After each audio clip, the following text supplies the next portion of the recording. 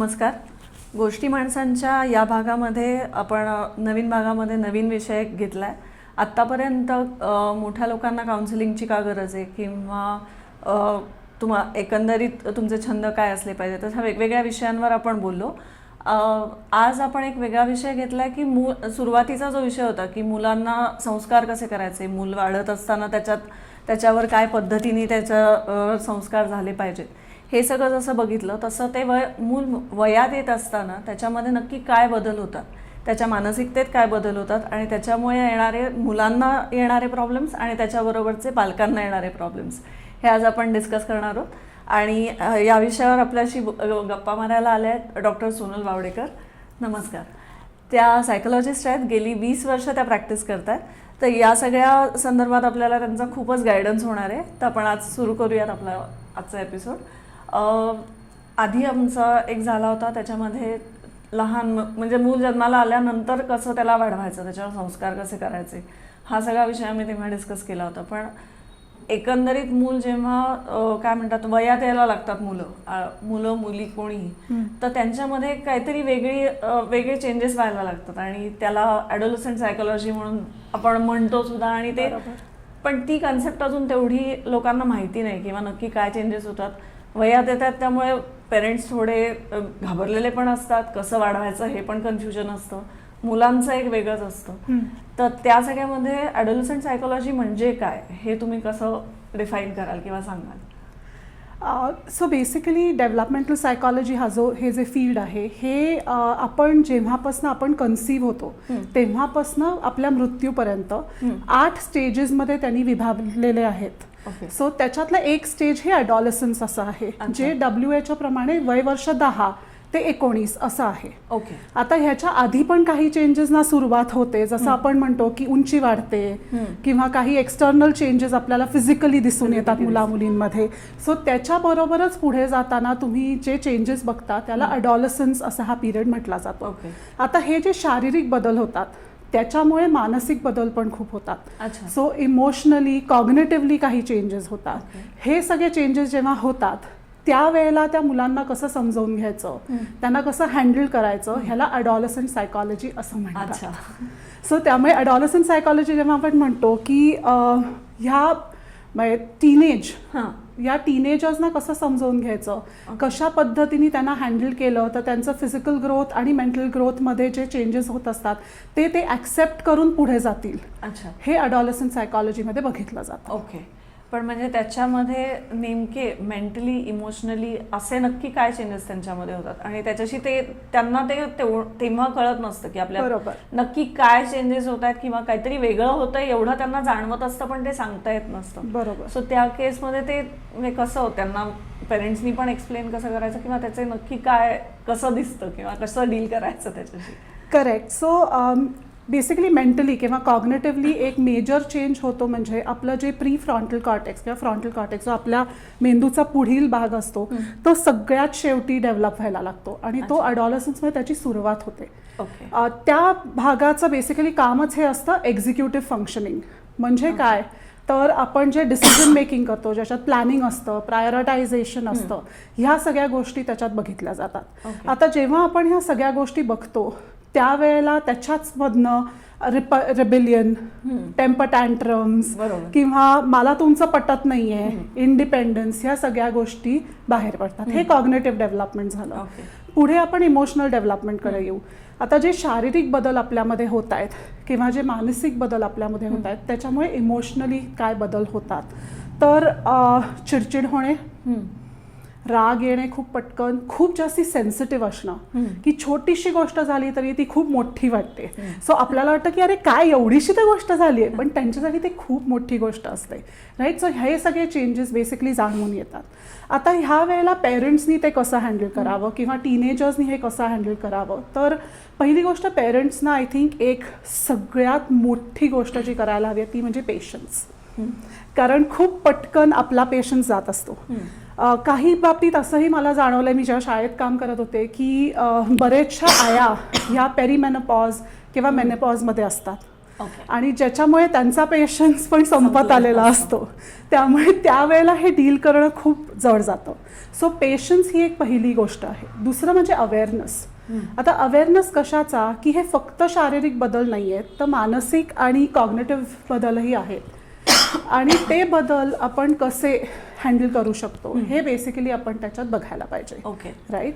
So दुसरी गोष्ट म्हणजे अवेअरनेसच्या पलीकडे आपण अजून एक करू शकतो, की म्हणजे मुलांना समजून घेण्याचा प्रयत्न, जो फार महत्त्वाचा आहे. ओके. मला पटतं की आपल्याला खूप एक्सपिरियन्सेस आलेले असतात, आपण त्या एक्सपिरियन्सेसमधनं खूप गोष्टी शिकलेलो असतो आणि म्हणून आपण आपल्या मुलांना सांगायचं होतं की बाबा हे केलंस तर हे होईल आणि मग तुला त्रास नाही होणार. आपली भावना हीच असते की आपलं मूल प्रोटेक्टेड असावं. पण त्या मुलाला काय वाटत असतं ह्या एजमध्ये स्पेशली, की मला माझी मतं आहेत. हां. सो मी म्हटलं तसं की तो जो सॉरी आपण इमोशनल हां. सांगत होता. सो बेसिकली पेशन्स जो असतो तो संपत चाललेला असतो आणि तो जो पेशन्स असतो त्याच्यातनं अवेअरनेस आपण निर्माण केला पाहिजे. अवेअरनेस कुठल्या गोष्टींचा, तर मुलांमध्ये हे चेंजेस जे होत आहेत हे कशामुळे होत आहेत. ओके. राईट. मी जसं म्हटलं की बरेचदा मुलांना हे सांगायचं असतं की माझी बाजू पण बरोबर आहे, प्रत्येक वेळेला तुमचीच बाजू बरोबर आहे असं नाही. सो कुठेतरी ही जाणीव असणं हे खूप महत्त्वाचं आहे. सो जर का हा अवेअरनेस असेल तर आपण डेफिनेटली पेशंटली हे चेंजेस हँडल करू शकतो. ओके. टीनेजर्ससाठी हे चेंजेस जे होत आहेत हे एक्सप्लेन करणं खूप गरजेचं आहे. आणि हे आत्ता नाही तर 8व्या वर्षीपासनं 7व्या वर्षीपासनं आपण हळूहळू आपल्या मुलांना हे सांगत जायला पाहिजे की बाबा तुझ्यामध्ये हे बदल होणार आहेत. ओके. आणि ह्या बदलांमध्ये फक्त शारीरिक बदल नाही तर मानसिक बदलही होणार आहेत. आणि ते जेव्हा होणार आहेत त्यांनी घाबरून जाऊ नका. सो हे जे बदल होणार ते अगदी नॉर्मल आहेत, सगळ्यांच्या आयुष्यात येणार आहेत. काही मुलांच्या आयुष्यात 8व्या वर्षी येतात, काही मुलांच्या आयुष्यात 13व्या वर्षी येतात, पण येणार तर आहेतच. सो ह्याला आपण सामोरे जायचं ॲज अ युनायटेड फ्रंट. कारण बरेचदा असं होतं की टीनेजर्सला वाटतं की अरे पण म्हणजे टीनेज म्हणजे हे खूप मोठं काहीतरी आहे आणि आपण पण त्याच्याकडे तसंच बघतो. राईट. मुलं लहान असतात तेव्हा कसं होतं आपण त्यांना सांगू शकतो की गप्प बस आणि ते गप्प बसतात. टीनेजमध्ये ते होत नाही. राईट. सो हे सगळे चेंजेस जे आहेत त्याचा जर का त्यांना आपण अवेअरनेस दिला तर they will be prepared for this stage. आणि त्या प्रिपरेशनमधनं आपल्याला पण खूप मदत होईल. कारण मग आपली जी चिडचिड आहे, आपलं जे नॉन प्रिपरेशन आहे ते पुढे दिसून येणार नाही. पण हे जेव्हा तुम्ही म्हणताय त्यावेळेस असं बरेचदा होतं की आपल्याकडे म्हणजे सगळ्या गोष्टी लहान मुलांपर्यंत पोचायला नकोत असं एक पेरेंट्सचं खूप असतं की नाही तो लहान आहे अजून, म्हणजे किती 13 वर्षाचा झाला तरी तो लहानच असतो आणि त्यांच्यासाठी तो कायम लहानच राहणार असतं ते मूल. तर ते लहान आहे अजून, त्याला काही कळायची गरज नाही आहे. किंवा बऱ्याचदा असंही असतं की एक्सप्लेन करता येत नाही पेरेंट्सना. ज्या पद्धतीने एक्सप्लेन केलं पाहिजे त्या पद्धतीने करता येत नाही. आणि मुलांचं असं असतं की त्यांचे विचार डेव्हलप व्हायला सुरुवात झालेली असते, अर्धवट असतात पण झालेली असते, त्यामुळे त्यांचं ते पटत नाही किंवा एक्सप्लेन पेरेंट्सना करता येत नाही, त्यांना काय होतं सांगता येत नाही. हे जे मिसकम्युनिकेशन होतं किंवा त्याच्यात ते रिलेशन डिस्टर्ब व्हायला सुरुवात होते. करेक्ट. तर ते कसं सांगायचं किंवा त्यांना एक्सप्लेन काय पद्धतीने केलं पाहिजे. सो तुम्ही जे म्हणताय त्याला जनरेशन गॅपही असं आपण म्हणू शकतो. कारण कसं होतं ही जनरेशन गॅप ही ॲक्च्युली वयामध्ये नसून सायकॉलॉजिकल थॉट्समध्ये असते किंवा थिंकिंगमध्ये असते. राईट. सो तुम्ही जसं म्हणालात की बऱ्याच पेरेंट्सना हे माहिती नसतं कारण हे आपल्याबरोबर झालेलं नसतं. राईट. सो मला हे अजूनही आठवतंय की इमोशन्सबद्दल सुद्धा प्रत्येक वेळेला आपल्याला हेच सांगण्यात येतं रडू नकोस, काय वेड्यासारखी रडतीयेस किंवा चिडू नकोस. पण अरे मला हे इमोशन्स येत आहेत. राईट. सो मी ह्या इमोशन्सचं करू काय. जर का मी रडून ते व्यक्त नाही केले किंवा चिडून काहीतरी तोडून मोडून व्यक्त नाही केले मग ते व्यक्त कसे करायचे. सो आपण हे करू नको हे सांगतो पण कसं करायचं हे सांगत नाही. त्यामुळे कुठेतरी ती पण तयारी केली पाहिजे. दुसरी गोष्ट म्हणजे आता मार्केटमध्ये इतकी पुस्तकं अवेलेबल आहेत की how to talk to your teenager about sex, how to talk to your teenager about changes, आणि हे सगळ्या लँग्वेजेसमध्ये अवेलेबल आहेत. ती पुस्तकं जर का आईवडिलांनी वाचली तर ते प्रिपेअर्ड होतील की आपण कशा प्रकारे आपल्या मुलाशी बोलायचं, कुठले शब्द वापरायचे. आणि खरं सांगू का आपण ना साधारण 8व्या-9व्या वर्षानंतर बायोलॉजी ॲनॉटॉमीचे शब्दसुद्धा व्यवस्थित मुलांबरोबर वापरले पाहिजे. कारण आपण जेव्हा ते व्यवस्थितरित्या वापरतो त्यावेळेला मुलांनाही लक्षात येतं की हां हे काहीतरी महत्त्वाचं आहे. राईट. आणि ते का महत्वाचं आहे तर पुढे जाऊन आपण त्यांना तेच सांगतो ना की तू हे करायचं नाहीये, तू रिलेशनशिपमध्ये पडायचं नाहीये, राईट. पण हे आधीपासून आपण जर का त्यांना सांगितलं की हे चेंजेस होतात, ह्या चेंजेसमधनं तुम्हाला हे होणार आहे, हे तुम्ही जर का स्वतः जाणून घेतलं पुस्तकांमधनं, गुगल आहे, राईट, केवढ्या गोष्टी आपल्याकडे अवेलेबल आहेत. आई वडिलांशी दुसऱ्या बोला, सायकॉलॉजिस्ट अवेलेबल आहेत, कितीतरी मला माहिती आहेत सायकॉलॉजिस्ट जे फक्त टीनेजर्ससाठी हे सेशन्स घेतात, पेरेंट्ससाठी ॲज वेल ॲज मुलांसाठी. त्यांची मदत घ्या आणि कसं बोलायचं हे बेसिकली लक्षात काढून घ्या. या सगळ्यामध्ये अजून एक मला प्रश्न पडतो, म्हणजे तुम्ही जसं म्हणलात की सेक्स एज्युकेशन हे शाळांमध्ये पण होतं, तसं त्याच्याबरोबरीने त्यांना त्यांची क्युरिओसिटी वाढायला लागलेली असते आणि हल्ली एक्सपोजर प्रचंड आहे, त्यांच्या हातात गॅजेट्स आहेत, त्याच्याबरोबरीने पेरेंट्सना पण काम असतं. त्यामुळे बरं आधीसारखं 9 ते 6 किंवा 10 ते 7 अशा काही नोकऱ्या नाही, फुल डे ते बिझी असतात, त्यांच्या हातात गॅजेट्स असतात आणि त्याचा काहीतरी वेगळाच परिणाम हल्ली दिसतो सुद्धा आणि त्याचा मुलांवर पण परिणाम होतो, त्याचा घरात पण परिणाम होतो. ते अचानक पेरेंट्सना पण कळतं की आपलं मुलं असं काहीतरी करतंय, तर ते सगळं डील करणं थोडं अवघड पण जातं, म्हणजे जे वर्किंग आहेत त्यांच्यासाठी. तर ते त्यांनी कसं डील करायला पाहिजे? तुम्ही म्हटलं तसं पहिलं काम हे आधीपासून आपण सुरुवात केली पाहिजे. आणि आपल्या कल्चरमध्ये बेसिकली आपण जेव्हा म्हणतो की प्री मॅरिटल रिलेशनशिप नसलं पाहिजे किंवा तुम्ही लग्नानंतरच संबंध काही ठेवले पाहिजेत, ह्या सगळ्या ज्या गोष्टी आहेत ह्या मॉरलिस्टिक लेवलला अगदी बरोबर आहेत. पण मुलं ह्या वयामध्ये त्यांचे 3 महत्त्वाचे छंद असतात. पहिलं म्हणजे इंडिपेंडन्स, की मी माझ्या आईवडिलांसारखा नाहीये, मी माझ्या मित्रमैत्रिणींसारखा आहे किंवा सोशल मीडियावर जे दिसतंय तसं आहे. पहिलं ते आहे. दुसरं म्हणजे ऑटॉनॉमी ऑफ थॉट. सो माझे विचार पण खूप वेगळे आहेत, त्यांच्यासारखे नाही आहे, राईट, आणि त्यांच्यासारखं मला व्हायचं नाही. Exactly, right. आणि थर्ड आणि सगळ्यात महत्त्वाचं की एक्सपेरिमेंटेशन, ज्यातनं तुम्ही जसं म्हणालात की बाकीच्या गोष्टी बघितल्या जातात, एक्सपिरियन्स केल्या जातात. आता हे जे एक्सपिरियन्स असतं, पेरेंट्सना काय वाटतं की हे तो मला छळायला हे करतोय. मी हे खूप पेरेंट्सकडनं ऐकलंय की मला कधीही तो त्रास त्यांनी दिलेला नाहीये लहान असताना आणि आता सगळे त्रास भोगायला लागतात, राईट. सो आपण जेव्हा ह्या गोष्टी त्यांना म्हणतो त्यावेळेला त्यांनाही लक्षात येतं की ते जे करतायत ते अटेन्शन मिळवण्यासाठी करतायत आणि ते जितकं अटेन्शन, निगेटिव्ह अटेन्शन आहे तितकं ते वाढत जातं. Coming back to your question की जी पेरेंट्स बाहेर कामं करतात त्यांनी हे कसं हँडल करावं. पहिली गोष्ट म्हणजे एक सिस्टम, आपण जे म्हणतो फॅमिली सिस्टम जे असतं ते खूप महत्त्वाचं आहे आणि ते लहानपणापासून झालं पाहिजे की काय गोष्टी आपल्या फॅमिलीमध्ये चालतात आणि काय गोष्टी चालत नाहीत, हे खूप महत्त्वाचं आहे. सो तुम्ही जेव्हा गॅजेट्स मुलांच्या हातामध्ये देता त्यावेळेला तुम्ही पेरेंटल चेक्स घालता का? हल्ली कितीतरी ॲप्स येतात ज्यांनी तुम्ही काही वेबसाईट्स ब्लॉक करू शकता. पण पेरेंट्सना काय वाटतं की अरे सगळ्यांना स्नॅपचॅट मिळतंय, मग माझ्या मुलाला का स्नॅपचॅट मिळू नये. पण तुमचं मूल जेव्हा स्नॅपचॅटवर जातं तेव्हा कितीतरी गोष्टी त्याला बघायला मिळतात ज्याचे इन्फ्लुएन्सेस ऑब्व्हियसली त्याच्यावर होणार आहेत. सो एक इज गॅजेट मॉनिटरिंग, जे सगळ्यात महत्त्वाचं आहे. दुसरं म्हणजे तुम्हाला जो काही वेळ असेल त्यावेळेला मुलांबरोबर बसून अकॅडमिक व्यतिरिक्त गप्पा मारा. एक खूप क्यूट घटना झाली होती काही वर्षांपूर्वी. मी शाळेत काम करत होते तेव्हा की मी हेच सेक्स एड वर्कशॉप घेत होते आणि त्याच्यात आम्ही कसं पेरेंट्सना हँडल करायचं हे बोलत होतो, मोर दॅन कसं मुलांना हँडल करायचं. सो मला काही मुलांनी सांगितलं की एकच काम करा, आमच्या आईवडिलांना सांगा घरी आल्यानंतर एक 15 मिनिटं शांतपणे बसा, जरा चहा कॉफी घ्या, शांत व्हा आणि मग आमच्याशी बोला. कारण काय होतं, ते कामावरनं येतात, पहिला प्रश्न असतो अभ्यास काय केलास. मी जर का म्हणलं शाळेत काय झालं, मी केलं नसेल तर परत माझ्यावरती बरसाव होतो एक मोठा. त्यामुळे त्याच्यामुळे आम्हाला कम्युनिकेटच करता येत नाही. म्हणजे एखाद्या दिवशी जर का मला बरं वाटत नसेल की मेंटली, फिजिकली नाही, आणि म्हणून मी एखादी गोष्ट केली नाही तर मी ते कम्युनिकेटच करू शकत नाही, कारण आई वडील त्या मनस्थितीतच नसतात. सो ह्यात दोष आई वडिलांचाही नाहीये. आपण काम करतो कारण आपल्याला त्यांना एक चांगलं लिव्हिंग द्यायचं असतं, ज्याच्यामुळे ते पण बॉकडाऊन असतात, त्यांचे पण स्ट्रेसेस असतात. पण आपल्याला हेही लक्षात घेतलं पाहिजे की कुठेतरी त्यांच्याशी बोलणं, त्यांच्याकडनं जाणून घेणं की त्यांनी का हे केलं किंवा आज अभ्यासाव्यतिरिक्त तू काय केलंस. तर हे चान्सेस आहेत की ते तुम्हाला खूप गोष्टी येऊन सांगतील. बरोबर. राईट. अगेन त्याला लहानपणापासून तुमचा रिस्पॉन्स काय आहे ह्याच्यावरती त्यांचे रिस्पॉन्सेस असतील. बरोबर.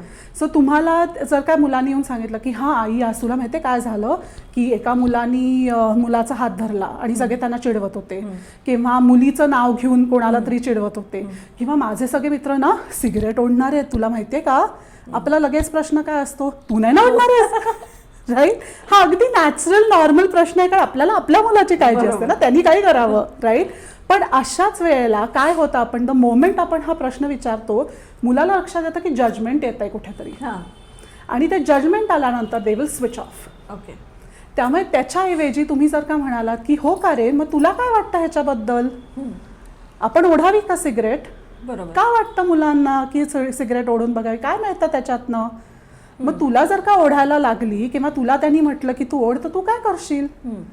ह्या वेळेला तुम्ही काय करताय, पिअर प्रेशर होऊ शकतं आणि त्या पिअर प्रेशरला मूल कसं सामोरे जाईल हे त्याला सांगताय. आणि त्याच्यासाठी तुम्हाला खूप वेळेची गरज नाहीये, 15 मिनिटं पण दिवसातलीच पुरतात. सो जे आई वडील घरी नसतात त्यांनी पहिलं म्हणजे पेरेंटल ॲप चेक दाखवावा, दुसरं म्हणजे कम्युनिकेशन ओपन ठेवावं. सो घरी आल्यानंतर अटलिस्ट 1-2 तास तुम्ही तुमच्या मुलांना द्या, नाही तर 15 मिनिटं द्या. त्या 15 मिनिटात स्टोरी टाईम होऊ शकतं. त्या 15 मिनिटामध्ये लहान मुलं असतील तर, अडॉलसंट्स असतील तर तुम्ही ह्या गोष्टी त्यांच्याशी बोला. ठीक आहे, अभ्यास हा होणारच आहे आणि अभ्यासाचा आपल्याला सगळ्यांनाच त्याची खूप उत्सुकता असते, पण इमोशनली ह्या ज्या गप्पा होतात त्याच्यातनं आपण खूप इश्यूज हँडल करू शकतो. तुम्ही जे म्हणालात की पिअर प्रेशर असतं, कॉम्पिटिशन सध्या बरेच आहेत, तर त्या केसमध्ये बरेचदा असं त्यांच्यात तो एक बदल जाणवतो की बाहेर ते वेगळे असतात, घरात आल्यानंतर भीतीने असेल पण ते वेगळे असतात. करेक्ट. त्यानंतर बाहेर मी कुठे कमी नाहीये हे दाखवण्यात, म्हणजे त्या कंपॅरिझन मधनं येतं मी कुठे कमी नाहीये, यातनं काही वेळा खोटं बोललं जातं. किंवा घरी जर प्रश्न विचारले गेले तर त्याची खूप आयडियल उत्तरं दिली जातात, पण ऍक्च्युअल वेगळंच असतं, मनात काहीतरी वेगळं असतं.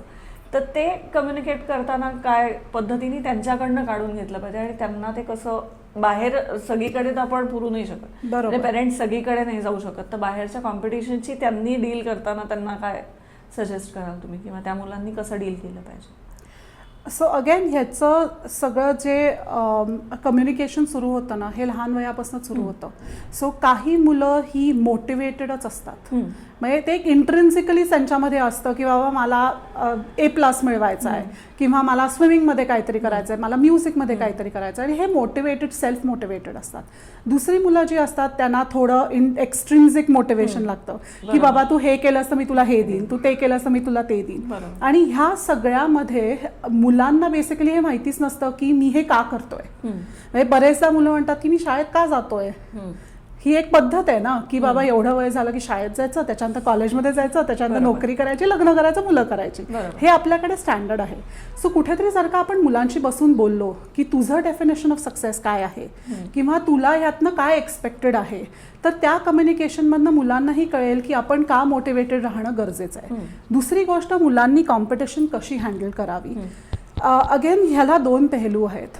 पहिलं म्हणजे काही मुलं ही सेल्फ मोटिवेटेड असतात आणि त्यामुळे त्यांना कॉम्पिटिशनचा फरकच पडत नाही, त्यांना अचीव करायचं असतं ते अचीव करतात. प्रॉब्लेम कुठे येतो, जेव्हा आपण मुलांना पुश करतो आणि मग त्यांना ते कॉम्पिटिशनची फील येते, आपण कम्पेअर करतो, अरे बघ त्याला किती चांगले मार्क पडले, तिने किती चांगला डान्स केला, तू तर काहीच करत नाही, नुसतं घरी बसलेला असतो. राईट. सो ह्याच्यातनं ती कॉम्पिटिशनची भावना सुरू होते आणि मग ती कॉम्पिटिशनची भावना जेलसीमधनं येते. बरोबर. राईट. आणि ती जेलसी मग कुठल्याही डिरेक्शनमध्ये जाऊ शकते. त्यामुळे मुलं जेव्हा कॉम्पिटिशनला किंवा पिअर प्रेशरला सामोरे जातात त्यावेळेला एक म्हणजे त्यांच्याशी बोलणं, त्यांच्याकडनं जाणून घेणं की कुठनं त्यांना ते पिअर प्रेशर येतोय. आणि अर्थात तुम्ही म्हणलात तसं की दरवेळेला ते बोलतीलच असं नाही, पण मग तुम्ही अपॉर्च्युनिटीज घ्या मूवीजकडनं, किंवा एखादी वेब सिरीज तुम्ही एकत्र बघत असाल त्याच्यातनं अपॉर्च्युनिटी घ्या की त्याचं एक्झाम्पल घेऊन की तुला काय वाटतं ह्याच्याबद्दल, तू काय केलं असतंस. आपण कधीच हे मुलांना विचारत नाही की तू काय केलं असतंस. आपण दरवेळेला सांगतो, करेक्ट, आपण दरवेळेला सांगतो अरे माझ्याबरोबर हे झालं होतं हां, आणि तेव्हा मी असं असं केलं होतं. राईट. सो अगेन आपण काय करतोय, त्यांची ऑटॉनॉमी खाली ढकलून त्यांना रिस्पेक्ट न देता आपण हे म्हणतो की अरे मी जे केलं होतं ते भारी केलं होतं. बरोबर. राईट. सो कुठेतरी त्यांच्याशी कम्युनिकेट करणं किंवा त्यांच्याकडनं जाणून घेणं की तुला काय वाटतं या सिच्युएशनमध्ये, might be the right way to deal with this. Again जर का तुमच्या मुलांबरोबरचं नॉन जजमेंटल कम्युनिकेशन असेल आणि त्यांना जर का माहीत असेल की हे पनिशमेंट होणार नाही आहे, मी हे जे सांगितलं तर ते नक्की तुमच्याशी येऊन बोलतील कुठल्याही बाबतीत. मग ते कोणी फोर्स केल्याबद्दल असू देत किंवा हल्ली सायबर बुलिंग खूप जास्ती होत आहे, सो त्याबद्दल पण ते तुमच्याशी येऊन बोलतील.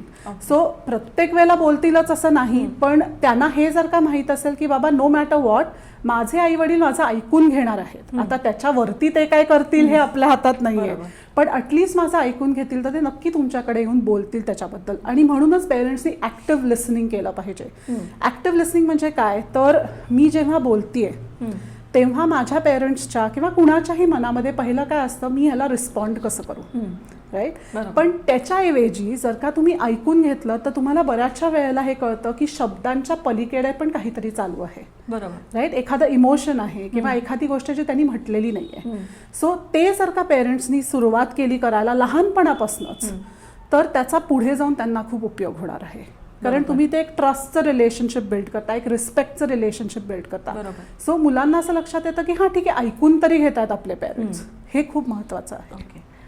जसं कॉम्पिटिशनचं असतं तसं म्हणजे हे बाहेरची झाली गोष्टी किंवा सोशल मीडियावर बाहेरून येणारं पियर प्रेशर झालं.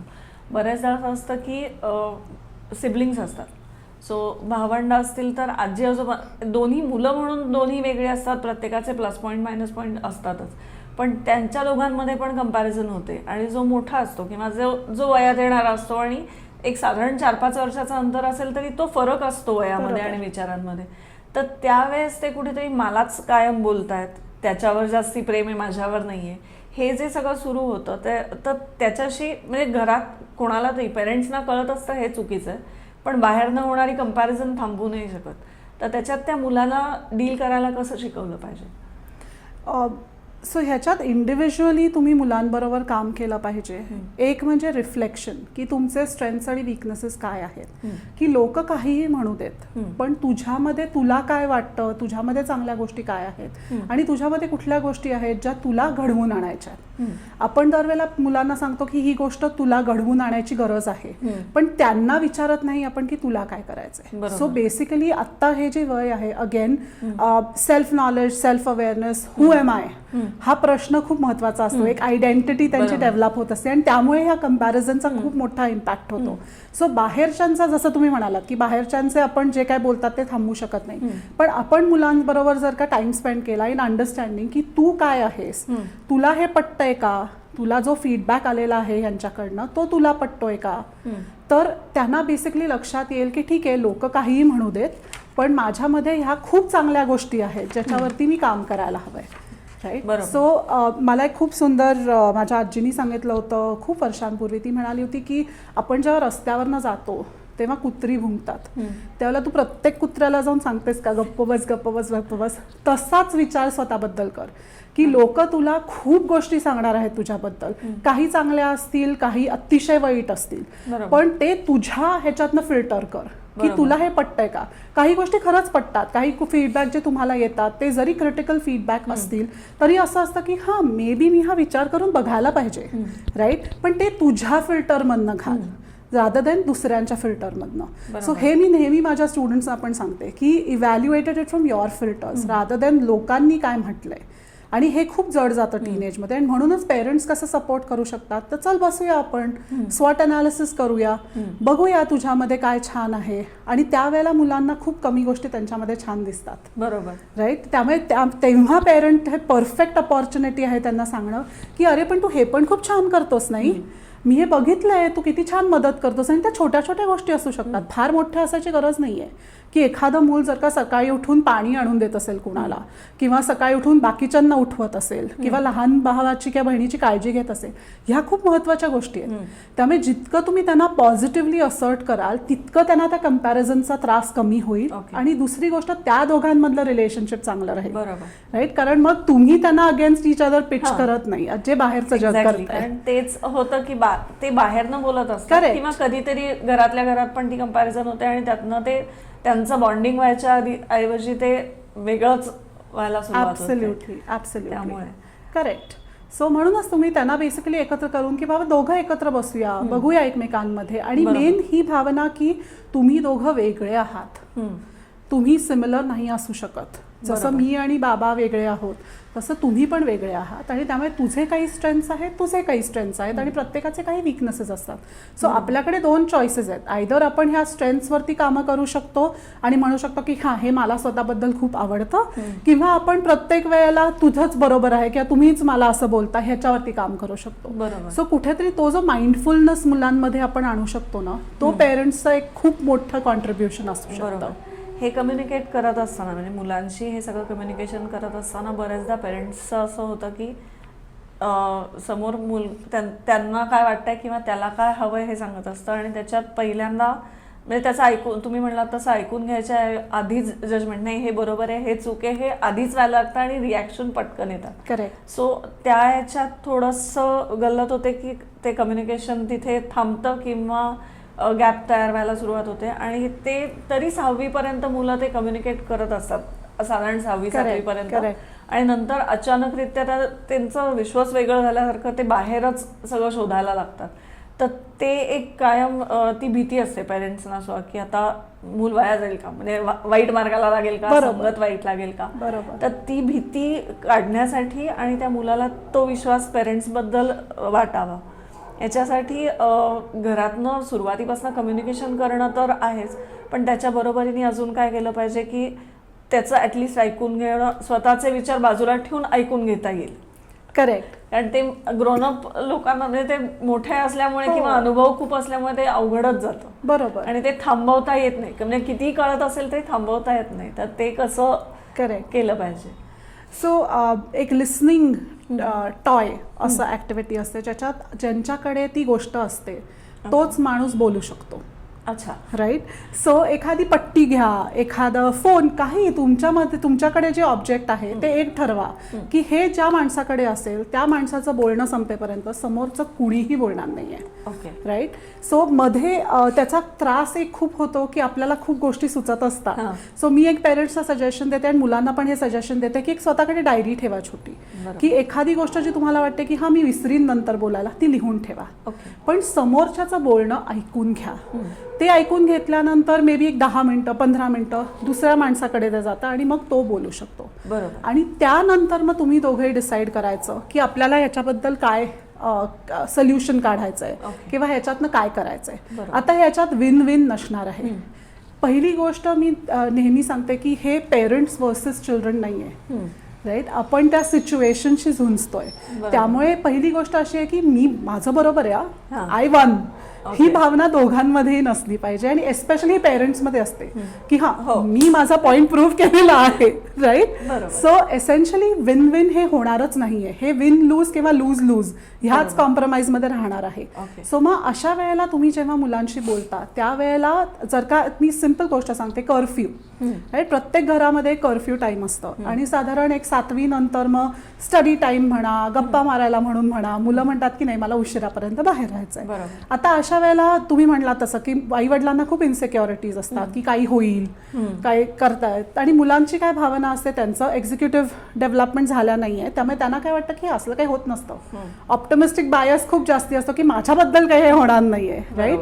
सो अशा वेळेला तुम्ही जेव्हा त्यांना सांगता तेव्हा आपण युजली यूनी सुरुवात करतो की तू मला हे असं करतोयस किंवा तू हे असं करतोयस. त्याच्याऐवजी जर का आपण आय किंवा तू जेव्हा बाहेर जातोस तेव्हा मला हे होतं, याच्याऐवजी मला वाटतं की तू जेव्हा रात्री उशिरापर्यंत बाहेर राहतोस त्यावेळेला मला खूप इन्सिक्युरिटी असते, कारण मला माहिती आहे की काही गोष्टी बाहेर असतात ज्या बरोबर नाही आहेत. बरोबर. अर्थातच ह्याची जाणीव तुला आहे हे पण मला माहिती आहे. सो ह्या स्टेटमेंटमधनं तुम्ही काय करताय, ट्रस्ट डेव्हलप करताय.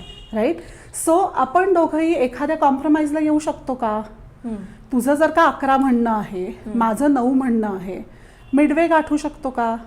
बरोबर. दुसरी गोष्ट म्हणजे माझी इन्सिक्युरिटी कुठनं येते, तर तू कुठे जातोयस किंवा जातेस हे मला माहिती नाही आहे. सो तू जर का मला इन्फॉर्म केलंस की बाबा मी ह्या ठिकाणी आहे, मी ह्या लोकांबरोबर आहे, तर मला थोडं बरं वाटेल. सो ह्यात तुम्ही काय करताय, सगळं आपल्यावर घेताय पण रिस्पॉन्सिबिलिटी त्यांच्यावरती टाकताय. सो ते पण खूप महत्त्वाचं आहे. सो ही एक ट्रिक आहे ज्याच्यातनं तुम्ही एक तर ॲक्टिव्ह लिसनिंग करू शकता, दुसरं म्हणजे मुलांना हे जाणून येतं की बाबा आई वडिलांना आपल्यामध्ये इंटरेस्ट आहे आणि ते मुद्दाम नाही म्हणायच्यासाठी म्हणून नाही म्हणत नाहीत, कारण हेच सगळ्यांना वाटतं you never understand me, right. हे सगळ्या टीनेजर्सची स्टेटमेंट असते.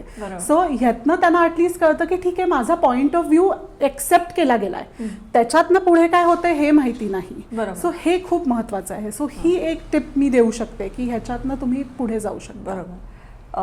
साधारण ॲडोलसंट सायकोलॉजीबद्दल किंवा या एजबद्दल आपण जेव्हा बोलतोय तेव्हाच त्यांचा करिअर ठरवायचं जे असतं, तुम्ही 10 ते 19 म्हणलात तर त्या सगळ्या ह्याच्यात त्यांचा करिअर पाथ ठरवणं, फोकस काय अभ्यासाकडे किंवा जे ठरवलंय त्याच्याकडे लक्ष देणं, हे सेम एज असतं. त्याच्या बरोबरीने एवढे सगळे चेंजेस त्यांचे होत असतात. तर ते त्यांना तो फोकस त्यांनी तसाच ठेवावा किंवा बाकी कुठे वाहवत जायच्या ऐवजी त्याच्यावर फोकस करावा. तर हे कसं साधलं पाहिजे?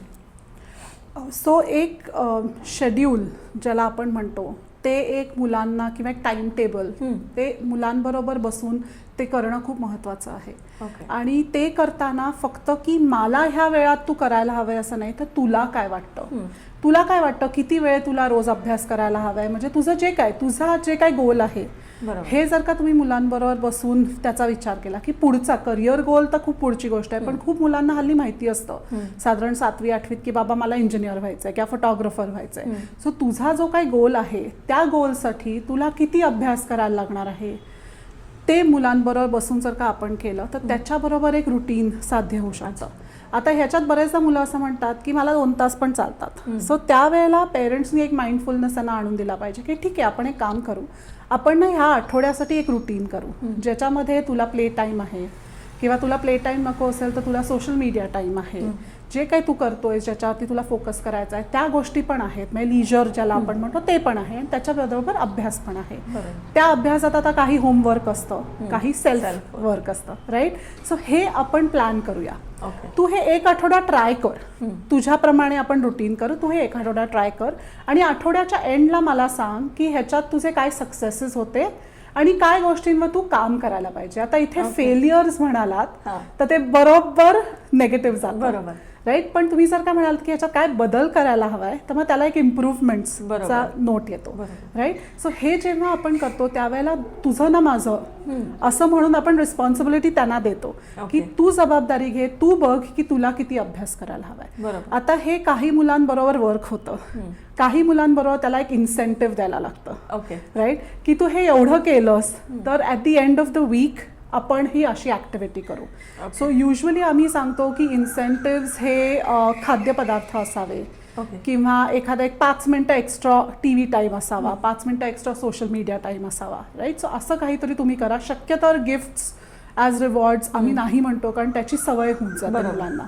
सो ह्या गोष्टी आपण शक्यतोवर नाही कराव्या. त्याच्याबद्दल पण खूप मिक्स्ड व्ह्यूज आहेत सायकॉलॉजिस्टमध्ये, पण इन्सेंटिव्स विल ऑलवेज वर्क. सो तसं कुठेतरी आपण जर का केलं तर ती एक अभ्यास करण्याची जी काही सवय आहे ती लागते, आणि हे 5व्या वर्षापासून झालं पाहिजे, टीनेजमध्ये येऊन नाही झालं पाहिजे, राईट. सो जरी त्यांना 5व्या वर्षी होमवर्क नसेल, तुम्ही त्यांना काहीतरी करायला, राईट.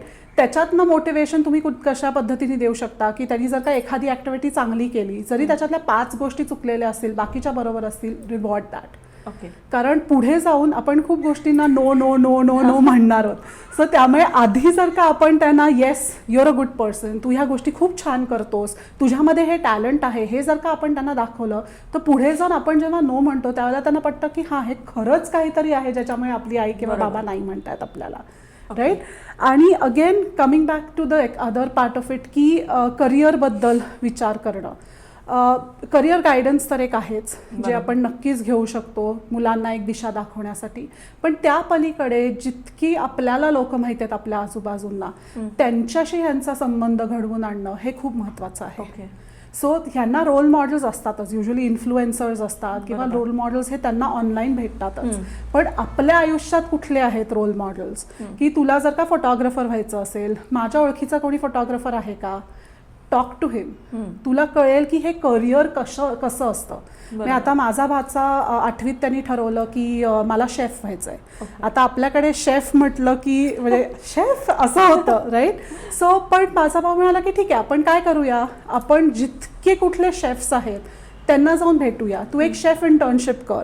म्हणजे तुला लक्षात येईल की शेफ म्हणजे आपण फक्त घरी जे काम करतो ते नसतं. कारण घरी काही रिस्ट्रिक्शन्स नसतात राईट. तुम्हाला हवे तितक्या गोष्टी वापरा, जसंही गोष्टी ठेवा, त्याला काही इलाज नसतो. पण तिकडे जाऊन कसं करायला लागतं हे तुम्हाला म्हणजे जसं आपण आटे दाल का भाव राईट. सो ते एसेन्शियली लक्षात येतं. त्यामुळे पेरेंट्स युजली घाबरून जातात जर का आपण असे अलाइड प्रोफेशन्स म्हटले तर. कारण का आपल्याला भीती असते त्याच्यातनं फायनान्शियली काही मिळणार नाही, सक्सेस मिळणार नाही. पण हे त्यांना कळणं हे जास्ती महत्वाचं आहे. कारण तुम्ही कितीही सांगितलं तरी त्यांना पटणार नाहीये. पेरेंट्स हे एनिमीच असतात ह्या वयामध्ये आणि हे आपण ऍक्सेप्ट केलं पाहिजे. कारण ही एक स्टेज आहे आणि ती स्टेज ह्याचा अर्थ असा नाहीये की त्यांना तुम्ही आवडत नाही किंवा जेव्हा ते म्हणतात की तू जे बोलतेस मला फरकच पडत नाही किंवा ते दाखवतात की तुम्ही असलात नसलात मला फरक पडत नाही. ही एक स्टेज आहे, ही एक फेज आहे. कारण त्यांना लक्षात आलंय की माझी मतं आई वडिलांपासून वेगळी होत आहेत आणि इट्स ओके. मी पूर्वी जे ब्लॅक अँड व्हाईट विचार करायचो त्याच्यात आता ग्रेज यायला लागले आणि इट्स ओके. म्हणजे माझ्या आई वडिलांच्या व्यतिरिक्तही बाहेर जाऊन काही व्ह्यूज आहेत. सो ही सगळी जेव्हा त्यांना जाणीव होत असते तेव्हा तो डिस्टन्स निर्माण होतो. पण तो डिस्टन्स जर का तुम्ही पेशंटली नॅव्हिगेट केलात आणि पर्सनली नाही घेतलं खूप महत्वाचं आहे तर पुढे जाऊन तुमचं रिलेशनशिप परत वाटेवर यायला मदत होईल. ओके. आत्ता आपण एवढा वेळ बोलतोय त्यावेळेस कम्युनिकेशन महत्त्वाचं आहे किंवा त्यांना वेळ देणं महत्त्वाचं आहे हे सगळं जेव्हा आपण बोलतोय. पण म्हणजे हे सगळं बोलत असताना असं पण एक लक्षात येतं की बरेचदा कम्युनिकेट मुलांना जर करता नाही आलं तर त्याचा त्यांना किंवा बाहेरचं पिअर प्रेशर असेल, कंपॅरिझन असेल, कॉम्पिटिशन असेल, त्याचं प्रेशर येऊन त्याचा स्ट्रेस येणं किंवा डिप्रेशनकडे जाणं हे या वयात होऊ शकतं का? नक्कीच. इनफॅक्ट आता खूप जाणवतं आहे की पूर्वी जे डिप्रेशन साधारण 25व्या वयाच्या वरती दिसायचं ते आता साधारण 12-13 ह्या वयापासून दिसायला लागले. आणि ह्याला कम्युनिकेशन तर आहेच पण कॉम्पिटिशन, सोशल मीडिया ह्या सगळ्या गोष्टी पण महत्त्वाच्या आहेत. सो तुम्ही जे म्हणालात की हे कम्युनिकेट न करता येणं ह्याच्यातनं हे होऊ शकतं का, तर अर्थातच. पण ह्याच्या व्यतिरिक्त जाऊन मी एक नक्की सांगेन की कुठेतरी आईवडिलांना जर का समजत असेल की आपल्या मुलाकडे तेवढी वोकॅब्युलरी नाही आहे किंवा भीती वाटते एखादी गोष्ट सांगायला, एक अजून एक गोष्ट तुम्ही करू शकता म्हणजे चिठ्ठी लिहिणं राईट. सो तुम्ही सुरुवात ही करा की तुम्हाला जर का एखाद्या वेळेला वाईट वाटलं असेल आणि ते तुम्ही त्यावेळेला तुमच्या मुलाला कम्युनिकेट करू शकला नसाल किंवा एखादी गोष्ट जी तुम्हाला त्याला सांगायचे पण ते तुम्ही सांगू शकत नाही आहात कारण तुम्हाला भीती वाटते किंवा तो कसा रिॲक्ट करेल हे असं वाटतंय, लिहून काढा. ती चिठ्ठी त्याला द्या. त्यातनं काय निर्माण होईल की त्याला लक्षात येईल की एखादी गोष्ट जर का मला तुम्हाला सांगता येत नसेल डिरेक्टली फेस टू फेस तर मी ती लिहून पुढे करू शकतो. अच्छा. दुसरी गोष्ट म्हणजे एक तुमच्या व्यतिरिक्त किंवा तुमच्या सिबलिंगच्या व्यतिरिक्त, आजी आजोबांच्या व्यतिरिक्त एखादा माणूस असावा, एक अडल्ट असावा आपल्या टीनेजरच्या आयुष्यात ज्याच्याशी हे कुठल्याही पद्धतीने बोलू शकतात. सो त्यावेळेला आपण बरेचदा असं म्हणतो की नाही मला माहिती नाही त्यांचं इन्फ्लुएन्स काय होईल. पण अशा वेळेला कधी कधी असं होतं की त्या टीनेजरला त्या माणसाला सांगायला हे खूप पटकन जमतं कारण जजमेंट नसतं. बरोबर राईट. सो तो माणूस हे ऐकून घेतो आणि बरेचदा विसरतो किंवा तो माणूस एक मध्यस्थी करून आईवडिलांना सांगू शकतो राईट.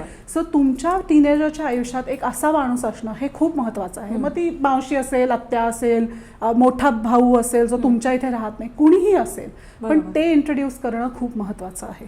कारण हे जे सगळे स्ट्रेसेस असतात त्याच्याबद्दल नेहमी त्यांना बोलता येईलच असं नाही. अजून एक रिझन ज्याच्यामुळे डिप्रेशन आत्ता खूप वाढतंय ते म्हणजे social media comparisons. Right. So खूप जास्त एस्पेशली बॉडी इमेजशी रिलेटेड आहेत की दोन्हीमध्ये आणि फक्त मुलींमध्ये नाही की मुलांमध्ये सुद्धा हे इश्यूज खूप दिसून येत आहेत की मी कसा दिसतोय ना, एक अर्धवट वय जे आपण म्हणतो त्याच्यामध्ये एक सेल्फ अवेअरनेस येतो की बापरे मी नाही चांगला दिसत आहे राईट. आणि सोशल मीडियामध्ये ते हायलाईट होतं, कारण बरोबर. सोशल मीडियामध्ये सगळ्या छानच गोष्टी दिसतात, बरोबर. राईट. सो त्यामुळे त्याच्यातनं सुद्धा डिप्रेशन होऊ शकतं. अँझायटी खूप वाढते मुलांमध्ये, आणि ती फक्त नॉन कम्युनिकेशनमधनं नाही तर खूप गोष्टी त्यांना करायला लागतात ह्याच्यातनं वाढते. आणि बरेचदा मला हे कळतं की पेरेंट्सना आपल्या मुलांना सगळ्या गोष्टी द्यायच्या असतात, मला मिळाल्या नाही म्हणून मी तुला देतोय, राईट, अशी भावना असते. आणि ही अगदी बरोबर आहे. पण कुठेतरी आपल्या मुलाची काय म्हणतात मी कुवत काय आहे हे बघणं खूप महत्त्वाचं आहे. आता साधी सोपी गोष्ट आहे स्कॉलरशिप, राईट. बरेचसे पेरेंट्स मुलांना म्हणतात नाही नाही नाही स्कॉलरशिपला तू बसलाच पाहिजेस, आणि मुलं पण बसतात बिचारी, कारण त्यांना आई वडिलांना नाही म्हणता येत नसतं, राईट. पण मग ते फेल. आता आपण मुलांना म्हणतो की काय हरकत नाही, तू ना एक देऊन टाक, फेल झालास तरी काही हरकत नाही आहे.